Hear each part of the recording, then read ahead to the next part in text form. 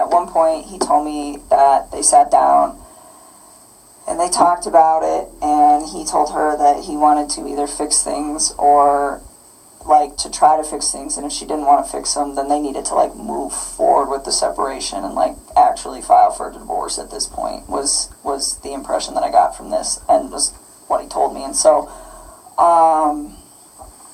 he said that she was like pretty receptive to just not trying. He was like, she seemed like she just wants me to go. He's like, when she has her mind made up, she has her mind made up, and that's what she wants. And he's like, she doesn't want to try anymore. And he's like, and neither do I really. And he was like, it's done. And he's like, and then the next day, I don't even know what days these were. Sometime when he was out there, he told me, we're putting the house up for sale as soon as we get back. And I was like, well, that was quick. And he was like, it's her. She's ready to go. And I was like, okay. And so I left it at that. And then he got back, and I started asking him, like, what are you going to do? Because the Colorado housing market is fire, and you guys are going to sell this house, like, real fast. And I'm like, you need to start looking for a new place to live. And I'm like, where do you want to live?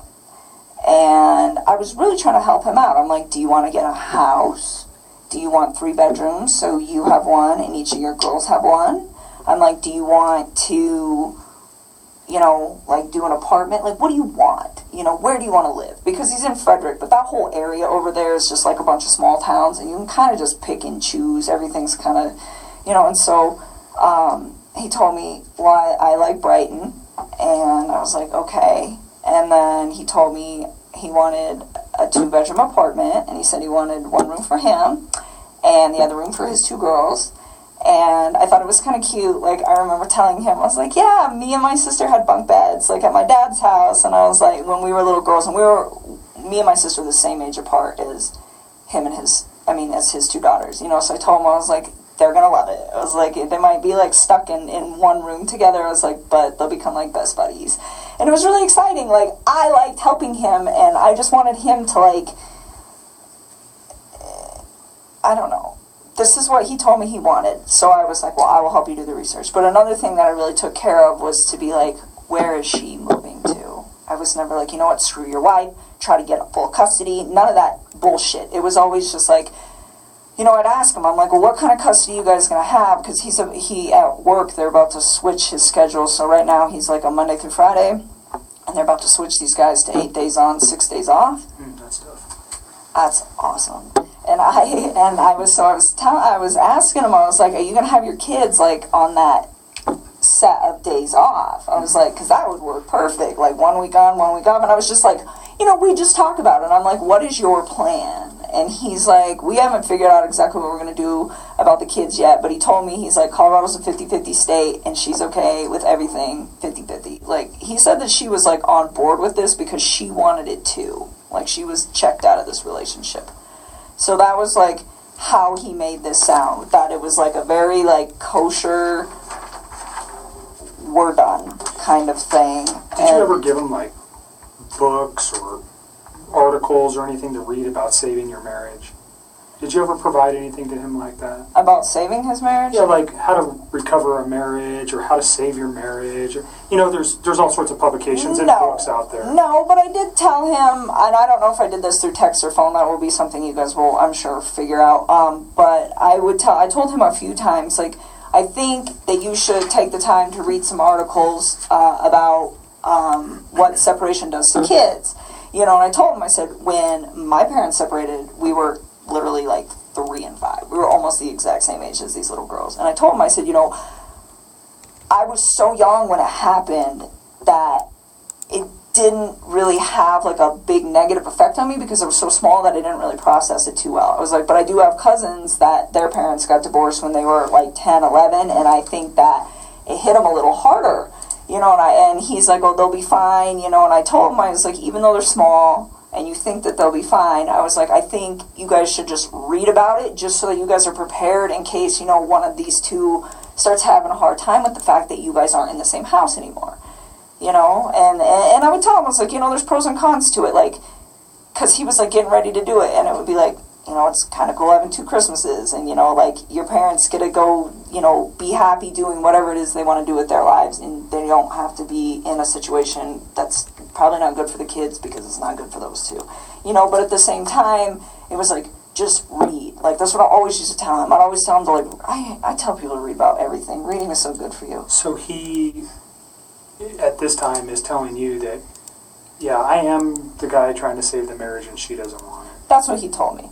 That's what he told me. So, and then he was like, she doesn't want it, so I'm not going to do it. And then it was like, we're filing for divorce, we're selling the house, and this was like all as soon as they were coming back from North Carolina, like boom, boom, boom, boom, boom.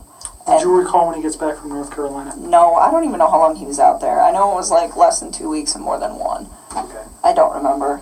So he comes back early August, would that be fair? Oh yeah, it was definitely like in the first 2 weeks somewhere. All right. Probably the second week of August at some point in that. I don't remember when. Does his wife come back with him at that time? Or yeah, they all came back. They all come back at the same time? They all came back. And then, so he continues to just, you know, tell me that this is like what he wants. And so I took the time, and you will see that in the text too, where I I found this apartment. It was perfect. It was so cute. I was like, it's in your price range. It's like 6 miles from the gym. It's 23 miles from work. I'm like, you know, it's super close to Frederick. It's going to be by your kid's school. Like, this is the spot, you know. And I told him, I was like, I'll keep looking for more places. And he's like, well, there's some that I want to go see too. And he actually had me thinking that he was going to go look at these places this week. Before all this. So this is fairly recent then. Oh, this just happened, like in the last. He's going to go look at apartments. He wanted me to go with him. When you say this week, are you saying like this? Monday this was the 13th. Like this week. Okay. Yeah. So I told him, I was like, "We'll pick out a few spots, and if you want me to come with you, I'll go look at them." But you know. You said earlier that he had never, or that the apartment wasn't for you and him. It was just for him and his children. Oh yes. It wasn't. You had no intentions of moving in with him. No, I have my own spot. I still have a lease there till July, and even then, like, he never asked me to move in with him, okay. And I never tried to move in with him. I mean, I told him. I mean, I really try to take everything with this whole situation very slow. The only part that I screwed up on was the fact that he wasn't completely separated from her when him and I decided to spend time with each other. That is where I screwed up.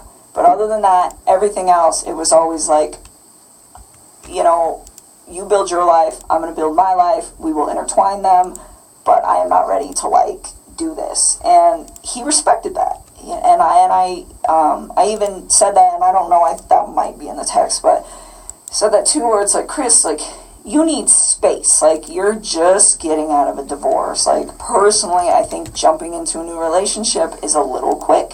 It's like, I was in a relationship earlier this year, and I think this is also a little quick. And I'm like, so why don't we take our time? And I'm like, if you guys end up doing a week on, a week off with your kids, I'm like, the week you have your kids, be with your children. And the week that you don't, I'm like, I don't even want to see you every day. I'm like, I think we should spend like a few days of that together. I'm like, because I like my space, and I think you need your space. I think you need your space to like develop your identity again and like get it back, because I think he's just been like so wrapped up in this whole thing that he's got in his own life and his life that he doesn't remember probably what it's like to like be single or have time where it's like just him. Sure. And so I was just like, you know, like, embrace that. I think it's a beautiful thing. And I